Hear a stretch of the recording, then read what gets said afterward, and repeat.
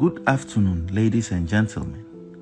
Today, I stand before you not just as a journalist, but as a witness to history, a child of Ghana's turbulent past, and a soldier in the fight for truth.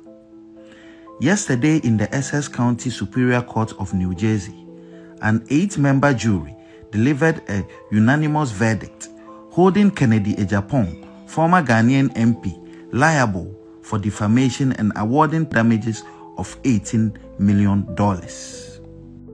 The ruling is more than a legal victory. It is a profound affirmation that truth matters, that justice is not a privilege of the powerful, and that the arc of history does indeed bend towards righteousness.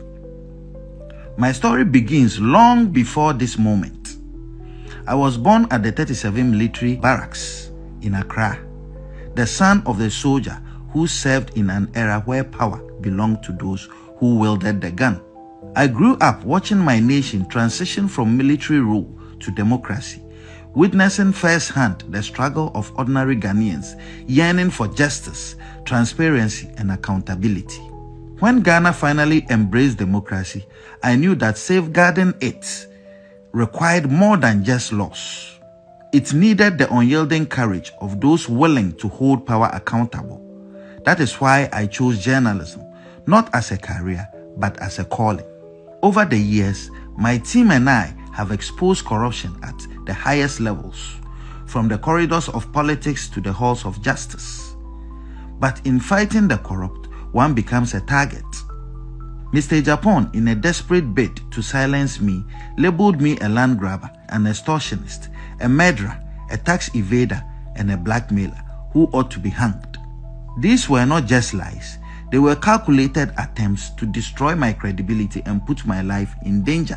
While Ghana's legal system failed to deliver justice in 2018, the U.S. court upheld truth. This case was not easy. Proving defamation in the United States requires establishing actual malice by a clear and convincing evidence standard, one of the highest legal thresholds in the world. That the jury ruled 8-0 in my favor on every count is a testament to the fact that Mr. He+she+them acted with reckless disregard. Regrettably, Ghana's justice system has not always lived up to the principles of fairness and impartiality. When I sued Mr. He+she+them in 2018, despite his inability to legally substantiate his allegations, the court ruled against me, with Justice Barr scandalously branding me a terrorist instead of adjudicating the facts before him. This miscarriage of justice was later condemned by Supreme Court Justice Kolende, who rightly described it as a violent abuse of judicial authority. My fight has never been for personal gain, but for the soul of Ghana's democracy. This victory in the US sends a powerful message. The media cannot be silenced, truth cannot be buried, and those who wield power must be held accountable. Let this moment be a wake-up call to all who seek to erode the foundations of justice in Ghana. Let it remind us that democracy is not just about elections, but institutions that uphold the truth, courts that deliver justice without fear or favor, and citizens who refuse to accept corruption as the norm.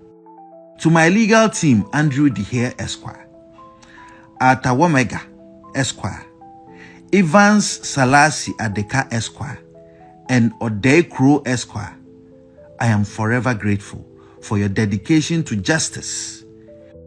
And to my supporters in Ghana and around the world, your unwavering belief in the fight strengthens my resolve. The battle against corruption continues. We will name, shame, and jail. Ghana deserves better, and I will never stop fighting for a future where justice is not a privilege of the powerful, but the right of every citizen.